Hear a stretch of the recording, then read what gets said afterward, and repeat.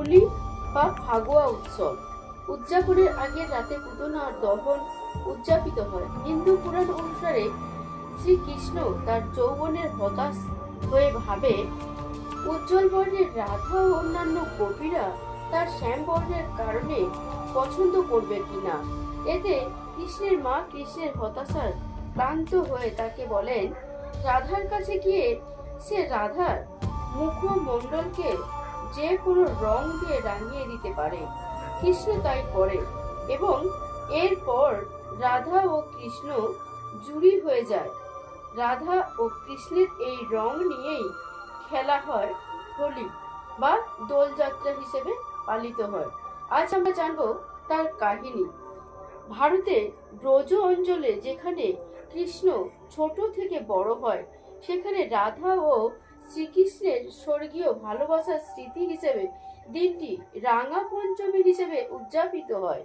বসন্তের সূচনার সাথে হোলির প্রেমের উৎসব হিসেবে দিনটি পালিত হয়।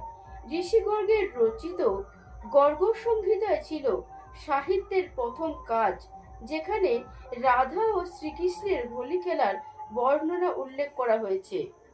হোলিকে ফাগুয়া ও বলা হয় এবং সেক্ষেত্রে হোলিকাকে বলা হয় পুতনা। কৃষ্ণের মামা রাজা কংস তার শিশু ভাগ্নে কৃষ্ণকে নিজের জীবনের জন্য সংকট বলে মনে করেন। কংস রাক্ষসী পুতনাকে নারীর বেশে কৃষ্ণকে হত্যা করতে পাঠায়। সেখানে পুতনার রাক্ষসী কৃষ্ণকে স্তন্য দান করতে গিয়ে বিষ প্রয়োগ করে কৃষ্ণকে হত্যা করবে, কিন্তু শিশু কৃষ্ণ কেবল পুতনার বিষাক্ত দুধই পান করেননি, সেই সাথে পুতনার রক্তও পান করে। এর ফলে পুতনা একজন রাক্ষসীতে পরিণত হয়। এরপর পুতনা পালিয়ে যায় ও আগুনে জ্বলে ওঠে এবং শ্রীকৃষ্ণের গায়ের রং ঘন ও নীল হয়ে যায়।